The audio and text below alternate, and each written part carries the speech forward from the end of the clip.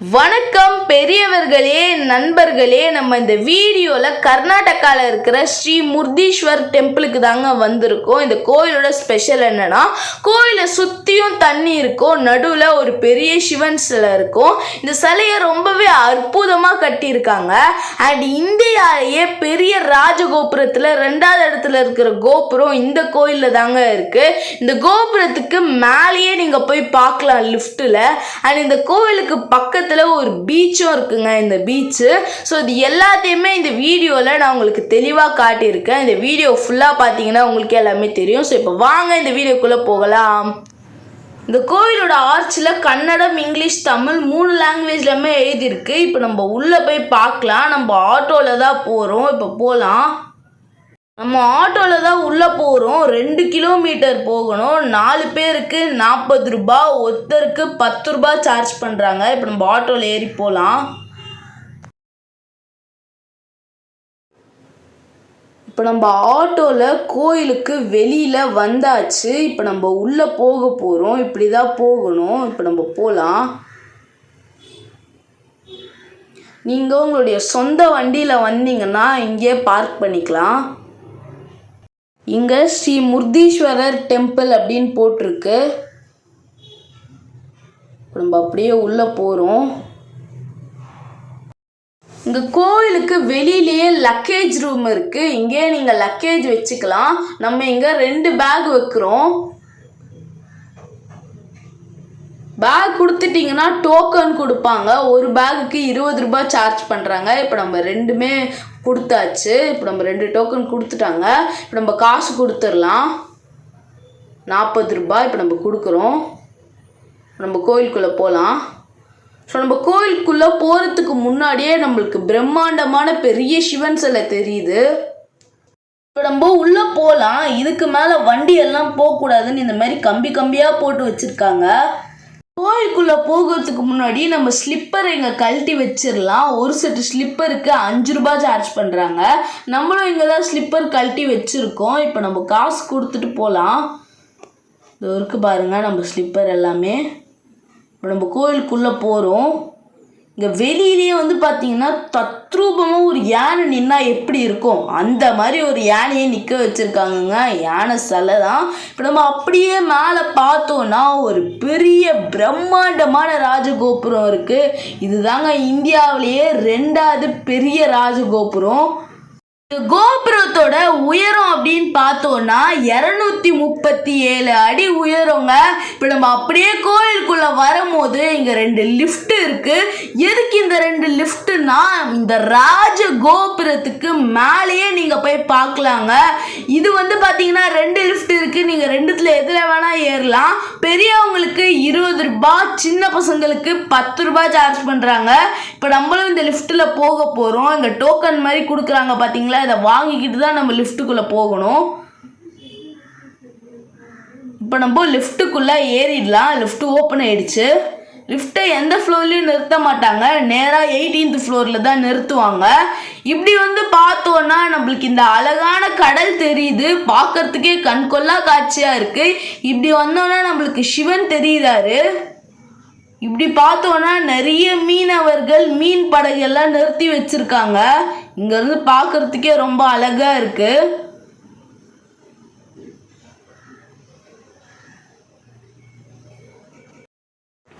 இப்போ நம்ம கோவில் கோபுரத்தை தாண்டியாச்சு. இந்த பக்கத்துல இருந்து பார்க்குறோம். எவ்வளோ பெருசாக இருக்குது பாருங்கள் கோபுரம். நம்ம சுவாமி பார்க்கறதுக்கு நடந்து போகிற வழியிலேயே ஒரு பீச் வியூ கிடைக்குதுங்க. எப்படி இருக்கு பாருங்க. அலைலாம் தூக்கி தூக்கி அடிச்சிட்டு இருக்கு. இங்கேயும் நீங்கள் வேணும்னா ஃபோட்டோ வீடியோ எல்லாம் எடுத்துக்கலாம். பார்த்துட்டே இருக்கலாம்னு தோணுது. அவ்வளோ அழகாக இருக்கு. அப்படியே பார்க்குறோம் கடலை.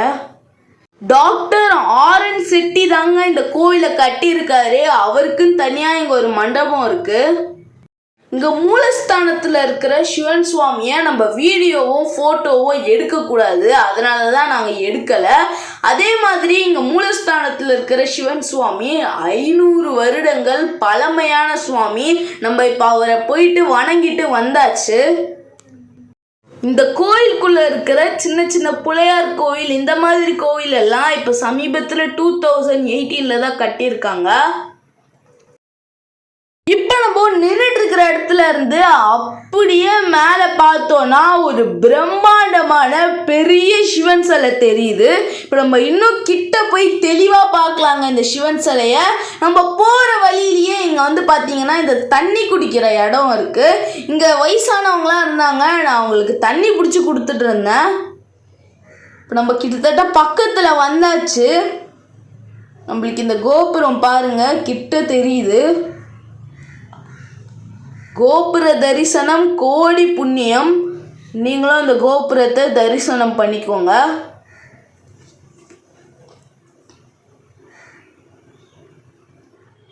நம்ம அப்படியே பார்க்குறோம் சுற்றி. நம்ம இன்னும் மேலே போகணும், அப்படியே போகலாம்.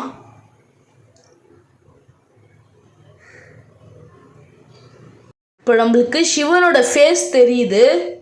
இங்கேருந்து நம்ம மேலே போகிறதுக்கு 2 அடுக்கு படி ஏறி போகணுங்க. நம்ம ஏற்கனவே ஒரு அடி படி ஏறிட்டோம், இன்னும் ஒரு அடுக்கு படி ஏறணும். இங்கே பெரிய சிவனுக்கு முன்னாடி மீடியம் சைஸில் ஒரு சிவன் இருக்காரு. நம்ம இப்போ இவரை பார்க்கலாம்.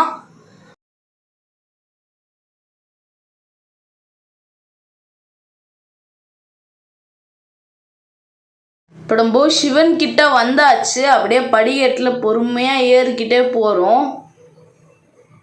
சிவன் பாருங்க எவ்வளோ பிரம்மாண்டமாக இருக்காருன்னு. சிவனுக்கு கீழே ஒரு நந்தி பகவான் இருக்காரு. ரொம்ப அருமையாக கட்டியிருக்காங்க. சிவனுக்கு கீழே ஒரு கோயில் இருக்குங்க, சிவன் கோயில். நம்ம சிவனை கும்பிட்டுக்கலாம். ஓம் நமச்சிவாய, ஓம் நமச்சிவாய.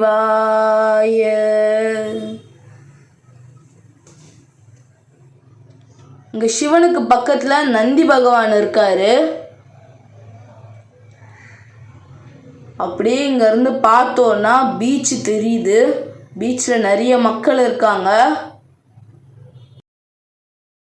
இப்போ நம்ம ஒரு பெரிய சிவன் சிலையை பார்த்துட்டு இருந்தோம் இல்லையா, அதுக்குள்ளே ஒரு சின்னதாக ஒரு மியூசியம் மாதிரி பண்ணி வச்சுருக்காங்க.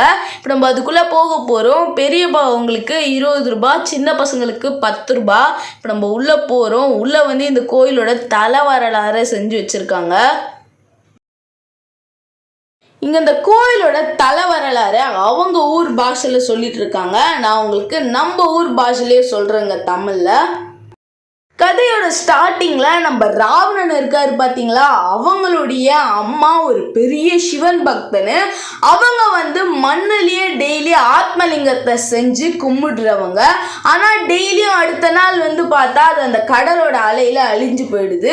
இதெல்லாத்தையும் பார்த்த ராவணன் ரொம்பவே மனசுடைஞ்சு போய் நான் உங்களுக்கு நிஜமான ஆத்மலிங்கத்தையே சிவன் கிட்ட இருந்து வாங்கிட்டு வரேன்னு சொல்லி சிவனை நோக்கி பயங்கரமாக தவம் இருக்காருங்க. இதெல்லாத்தையும் பார்த்த நம்மளுடைய நாரதர் என்ன பண்றாருன்னா இதை எடுத்துட்டு போய் விஷ்ணு கிட்ட சொல்லிடுறாரு. இந்த மாதிரி ஆத்மலிங்கம் மட்டும் நம்ம ராவணன் கிட்ட கிடைச்சிச்சுன்னா அது ரொம்பவே ஒரு தவறான செயலாயிடும், அவர்கிட்ட கிடைக்கவே கூடாது அப்படிங்கிற மாதிரி சொல்லிடுறாரு. அதுக்கப்புறம் விஷ்ணு என்ன பண்றாருன்னா ராவணனோட மைண்டை மாத்திடுறாரு. இவர் வந்து ஆத்மலிங்கத்துக்காக தான் தவம் இருந்திருப்பாரு, ஆனா இவர் பார்வதி தேவிக்காக தவம் இருந்த மாதிரி மைண்டை மாத்திடுறாரு. உடனே நம்ம ராவணன் போயிட்டு சிவன் வாழ்ற அந்த மலையே தூக்கிடுறாருங்க. ஏன்னா அந்த மலையில தானே பார்வதி தேவி இருக்காங்க. அப்படியே மொத்த மலையும் தூக்கி அப்படியே நிற்கிறாரு. அப்போ சிவன் கேட்குறாரு, உனக்கு என்னதான் வேணும் ராவணா அப்படின்னு சொல்லி கேட்குறாரு. அப்போ வந்து ராவணன் சொல்றாரு, எனக்கு பார்வதி தேவி தான் வேணும் அப்படிங்கிற மாதிரி சொல்றாரு. உடனே சிவன் சொல்றாரு, சரி உனக்கு பார்வதி தேவி தானே வேணும், இந்தா நீயே வச்சுக்கோங்க அப்படின்னு சொல்லிட்டு சொல்லி பார்வதி தேவியை அமுச்சு விட்டுறாரு சிவனு. அதுக்கப்புறம் இவரும் பார்வதி தேவியை கூட்டிட்டு போயிடுறாரு. அதுக்கப்புறம் நாரதர் வந்து திரும்பி இவர்கிட்ட சொல்றாரு, இது வந்து பார்வதி தேவி இல்லை, இது வந்து ஒரு அரக்கி காளியம்மா அப்படிங்கிற மாதிரி சொல்றாரு. நாரதர் சொல்றாரு, நிஜமான பார்வதி தேவி எங்க இருக்காங்கன்னு எனக்கு தான் தெரியும், வா நாங்க கூட்டிட்டு போறேன், நீ திருமணம் செஞ்சுக்கோ அப்படின்னு சொல்லி கூட்டிட்டு போறாரு. அதே மாதிரி ராவணனும் போய் அங்க இருக்கிற ஒரு பெண்ணை திருமணம் செஞ்சுக்கிறாரு. செஞ்சுட்டு அவர் வீட்டுக்கு போறாரு. அதாவது அவங்க அம்மா இருக்காரு பாத்தீங்களா, அந்த வீட்டுக்கு இவர் போறாரு. திரும்பியும் அங்க போனா அவங்க அம்மா சொல்றாங்க, என்னப்பா நீ கல்யாணம் பண்ணின்னு வந்திருக்க, நீ ஆத்மலிங்கம் எடுத்துட்டு வரேன்னு சொல்லி தானேப்பா போன அப்படிங்கிற மாதிரி சொல்றாரு. உடனே ராவணனுக்கு அப்பதான் ஒரு பயங்கரமான ஷாக். அவர் மொத்தமா ஏமாத்திட்டு இருக்காங்கன்னு அவருக்கு தெரிய வருது. திரும்பியும் அவர் சிவனை நோக்கி பயங்கரமா தவம் இருக்காருங்க. தவம் இருக்கிறதுக்காக அவருடைய தலைகளை கூட அவர் வெட்டிக்கிறாரு. அவர்களுக்கு நிறைய தலை இருக்கும் பார்த்துருக்கீங்களா ராவணனுக்கு, அந்த எல்லா தலையையும் கத்தி எடுத்து அவரே வெட்டிக்கிறாரு அவரோட கையால. அப்ப சிவன் திரும்பியும் அவர் முன்னாடி தோன்றாரு, உனக்கு என்னதான் வேணும் ராவணா அப்படிங்கிற மாதிரி கேட்குறாரு. அதுக்கு ராவணன் சொல்றாரு, நான் ஆத்மலிங்கத்துக்காக தான் தவம் இருந்தேன், ஆனால் என்னை ஏமாத்திட்டாங்க அப்படின்னு சொல்றாரு. உடனே சிவன் ஒரு கண்டிஷனோட ஆத்மலிங்கத்தை இவர்கிட்ட கொடுக்குறாரு. என்ன கண்டிஷன்னா, நீ இதை ஊர்ல எடுத்துட்டு போய் உங்க அம்மா கிட்ட கொடுக்குற வரைக்கும் வழியில எங்கேயுமே கீழே வைக்க கூடாதுன்னு சொல்லி ராவணன் கிட்ட கொடுக்குறாரு. இதெல்லாம் பார்த்த நாரதர் திரும்ப இந்த விஷயத்தை எடுத்துட்டு போயிட்டு இந்த தடவை பிள்ளையார்கிட்ட சொல்றாரு. பிள்ளையார் என்ன சொல்றாருன்னா, இதை நான் பார்த்துக்கிறேன் நாரதா, நீ போ அப்படின்னு சொல்லி நாரதர் அனுப்பிச்சு விட்டுறாரு. அதுக்கப்புறம் பிள்ளையார் ஒரு சின்ன குழந்தை மாதிரி தோன்றி மண்ணு முன்னாடி போய் நிற்கிறாரு கடல்ல. அப்போ ராவணன் சொல்றாரு, டே பையா இதை கொஞ்ச நேரம் பிடிச்சிக்கோ, நான் போயிட்டு குளிச்சுட்டு வந்துடுறேன் அப்படின்னு சொல்றாரு. ஏன்னா இவர் சாயந்தரத்தில் குளிக்கணும். ஸோ அதனால பார்த்தீங்கன்னா இவர் அந்த சின்ன பையன் கிட்ட கொடுத்துட்டு போறாங்க. சின்ன பையன் ஒன்றும் பண்ண மாட்டான் அப்படின்னு சொல்லி நம்பி இவர் கொடுத்துட்டு குளிக்கிறதுக்கு போறாரு. இப்போ அந்த பையன் கத்துறான், நான் 3 எண்றதுக்குள்ள நீங்க வரலன்னா ஆத்மலிங்கத்தை கீழே வச்சிருவேன்னு. சொன்ன மாதிரியே 3 என்றான், 1 2 3ன்னு. அதுக்குள்ள ராவணனால வர முடியல. அதனால அந்த பையன் அந்த ஆத்மலிங்கத்தை அங்கேயே கீழே வச்சிடுறாங்க. அந்த ஆத்மலிங்கத்தையும் அந்த பையன் கீழே வச்சிடுறான். இதெல்லாம் பார்த்து செம்ம டென்ஷனான நம்மளுடைய ராவணன் என்ன பண்றாருன்னா, அந்த பையனை கூப்பிட்டு தலையிலேயே நங்குன்னு கொட்டுறாரு. திரும்பி அந்த ஆத்மலிங்கத்தை எப்படியாச்சும் எடுக்கலாம் ட்ரை பண்ணா அது உடஞ்சிருச்சு. உடஞ்சி ஒரு இடத்துலயும் போய் பட்டுது. அதுல ஒரு இடம் தாங்க இந்த கோயில், ஸ்ரீ முருதீஸ்வரர் கோவில். ஒரு துண்ணும் எந்தெந்த இடத்துல போய் பட்டுச்சுன்னு இங்க தெளிவா வச்சிருக்காங்க பாருங்க. அவ்வளவுதான், இதோட இந்த கோயிலோட தலை வரலாறு முடியுது. இப்போ நம்ம இந்த இடத்த விட்டு வெளியில போக போறோம். இவ்வளோ நேரம் நம்ம இந்த சிவனுக்குள்ளே தாங்க இருந்தோம். இப்போ நம்ம ரைட்ல இருந்து சிவனை பார்த்துட்டு இருக்கோம். இப்போ நம்ம அப்படியே இங்கேருந்து பார்த்தோன்னா இங்கே நம்மளுக்கு ஒரு பீச் வியூ கிடைக்குது. இங்கேருந்து நம்ம நின்று கடலை பார்த்தோன்னா நம்மளுக்கு ஒரு ஐலாண்டு ஃபீலிங் கிடைக்குதுங்க. இங்கேருந்து நம்ம பார்த்தா குட்டி குட்டி ஐலாண்ட்லாம் தெரியுதுல்ல, நம்மளே ஒரு ஐலாண்டில் நின்று பார்க்குற மாதிரி இருக்குங்க இங்கேருந்து பார்க்குறது எல்லாமே. இங்க பாருங்க, நான் ஸ்டார்டிங்ல சொன்ன மாதிரியே இங்க உள்ளேயே உங்களுடைய காரு, பஸ்ஸு, வேனு எல்லாத்தையுமே பார்க் பண்ணிக்கலாம். உள்ளேயே பார்க்கிங் இருக்கு. இங்கே ஒரு சின்ன தேர் இருக்க வச்சிருக்காங்க. இந்த கோவிலோட டைமிங் அப்படின்னு பார்த்தோம்னா காலையில 6 மணிக்கு திறக்கிறாங்க. 1 மணி வரைக்கும் திறந்துருக்கும். அதுக்கப்புறம் மூடிடுறாங்க. திரும்பி 3 மணிக்கு திறக்கிறாங்க. அதோட 8:30 வரைக்கும் திறந்துருக்கும். 8:30க்கு கோயிலை மூடிடுறாங்க. இப்போ நம்ம இந்த பெரிய சிவன் சிலையை அண்ணாந்து பார்த்துட்டு கீழே இருக்கிற கருவறையில சுவாமியும் பார்த்துட்டு இப்போ நம்ம கீழே இறங்கிட்டு இருக்கோம். நம்ம கொஞ்சம் கொஞ்சமா அப்படியே கீழே இறங்குறோம். நிறைய மக்கள் இந்த வழியாவும் மேலே ஏறி போறாங்க.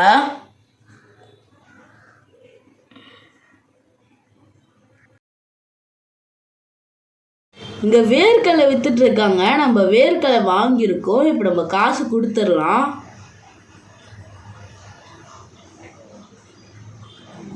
இங்கே ஸ்டார்டிங்லேயே போட்டிங் பாயிண்ட்டுன்னு ஒரு போர்டு வச்சுருக்காங்க. இப்போ நம்ம உள்ளே போய் பார்க்கலாம் எப்படி இருக்குன்னு. நம்ம அப்படியே படிக்கட்டி இறங்கி உள்ளே போகிறோம். இப்போ நம்ம பீச்சுக்குள்ளே வந்தாச்சு. ரொம்ப ஜாலியாக இருக்குங்க. இப்போ நம்ம உள்ளே போயிட்டு பார்க்கலாம். இங்கே சுந்தரமாக பார்த்திங்கன்னா இந்த மண் அமுங்கவே கிடையாது. வெளியிலேருந்து வண்டியெல்லாம் இந்த பீச்சுக்குள்ளே வரலாம். நிறைய பேர் வந்திருக்காங்க. இங்கேயே ஒரு ரெஸ்டாரண்ட் மாதிரி இருக்குது. இங்கேயே நீங்கள் வேணுன்னா ஜூஸு, டிஃபனு, லஞ்ச் எல்லாம் சாப்பிட்டுக்கலாம்.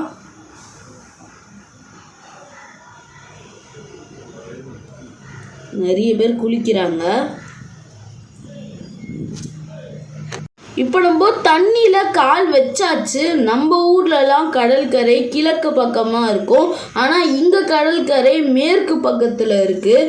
ஆனால் இங்கே இருக்கிறவங்களாம் நம்ம ஊருக்கு வந்தால் நம்ம பீச்சை தான் அவங்க வித்தியாசமாக பார்ப்பாங்க. இப்போ நம்ம அப்படியே சுற்றி பார்க்குறோம். இப்போ நம்ம இந்த கடையில் பேல்பூரி வாங்க போகிறோம். நான் உங்களுக்கு வந்ததுக்கப்புறம் காட்டுறேன் எப்படி இருக்குன்னு. இப்போ அவர் எப்படி பண்ணுறாருன்னு நான் உங்களுக்கு லைவாகவே காட்டுறேன். அதுக்குன்னு தனித்தனியாக மசாலாலாம் வச்சுருக்காரு, அதெல்லாம் எடுத்து போடுறாரு. அவர் என்ன போடுறாருன்னு எனக்கு தெரியல. உங்களுக்கு இந்த மசாலாவோட பேரெல்லாம் தெரிஞ்சிச்சுன்னா கீழே கமெண்ட் பாக்ஸில் டைப் பண்ணுங்கள். நிறைய மசாலா வச்சுருக்காரு இதுக்குன்னு, எல்லாத்துலேயும் கொஞ்சம் கொஞ்சம் எடுத்து போடுறாரு.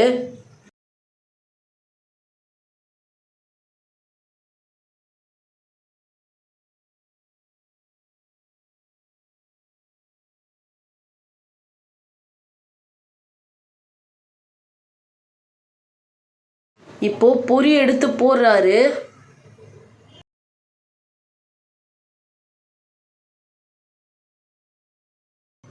இப்போ யாரோ சில்லறை கேட்டாங்க, சில்லறை எடுத்து குத்துன்னு இருக்காரு.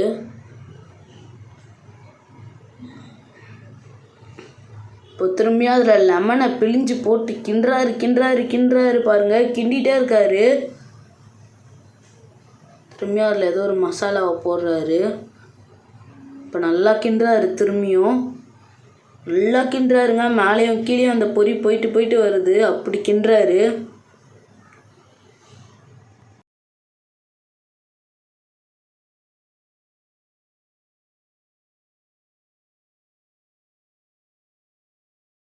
இப்போ இதை அப்படியே எடுத்து ஒரு தட்டில் போட்டு அதில் கொஞ்சம் இந்த மசாலாலாம் போட்டு நம்மக்கிட்ட கொடுக்குறாரு. இந்த மிக்சரு, தக்காளி, வெங்காயம் இதெல்லாம் போடுறாரு. ஒரு ஸ்பூன் எடுத்து சொருவி நம்ம கையில் கொடுக்க போகிறாரு.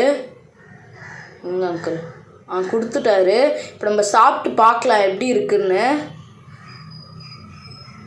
எடுத்து சாப்பிட்றோம்.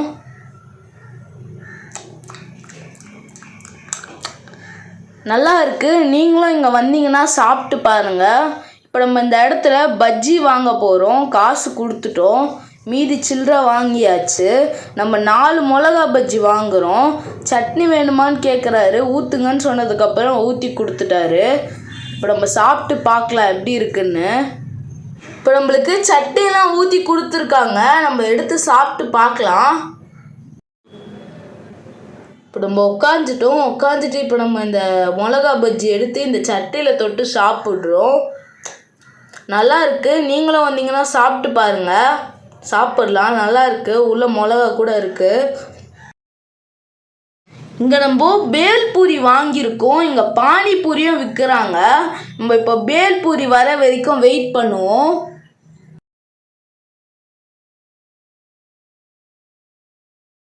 இப்போ நம்ம பேல்பூரி எடுத்து சாப்பிட்டு பார்க்கலாம். பேல்பூரி கொஞ்சம் ஆவரேஜாக தாங்க இருக்குது. உப்பு கொஞ்சம் ஜாஸ்தியாக போட்டுட்ருக்காங்க. இந்த ஊரில் அப்படி தான் இருக்குமான்னு எனக்கு தெரியல. உங்களுக்கு தெரிஞ்சால் கமெண்டில் சொல்லுங்கள். இப்போ நம்ம கோபுரத்துக்கிட்ட வந்தாச்சு. கொஞ்சம் இருட்டுற மாதிரி ஆனோடனே இங்கே கோபுரத்தில் லைட்டு போட்டுடுறாங்க. உங்களுக்கே தெரியும், எல்லோ கலர் லைட்டு. நம்ம அப்படியே பார்க்குறோம். இப்போ உள்ளே வந்த கார் எல்லாமே வெளியில் போயிட்டுருக்கு. இங்கே நிறைய டூரிஸ்ட் வந்திருக்காங்க. ஸோ இந்த வீடியோ உங்களுக்கு ரொம்பவே பிடிச்சிருக்கோன்னு நினைக்கிறேன். ஸோ இந்த வீடியோவில் எல்லாமே தெளிவாக காட்டியிருக்கோம் கோயிலை சுற்றி என்னென்ன இருக்குன்னு. ஸோ இப்போ நம்ம சேனலுக்கு புதுசுனா சப்ஸ்கிரைப் பண்ணிக்கோங்க. பக்கத்தில் வர அந்த பெல் ஐக்கான் கிளிக் பண்ணி ஆல் அப்படிங்கிற ஆப்ஷன் செலக்ட் பண்ணி நான் போகிற எல்லா வீடியோவும் உங்களுக்கு நோட்டிஃபிகேஷன்லாம் வரத்துக்கு ஆரம்பிக்கும். இந்த வீடியோ உங்களுக்கு பிடிச்சிருந்தா லைக் பண்ணிக்கோங்க. உங்களுக்கு தெரிஞ்சவங்களுக்கு ஷேர் பண்ணி விட்டுருங்க. இந்த வீடியோ பற்றி நீங்கள் என்ன நினைக்கிறீங்களோ கமெண்ட் பாக்ஸில் டைப் பண்ணுங்கள். ஸோ மீண்டும் ஒரு வீடியோவில் சந்திக்கலாம். பாய்.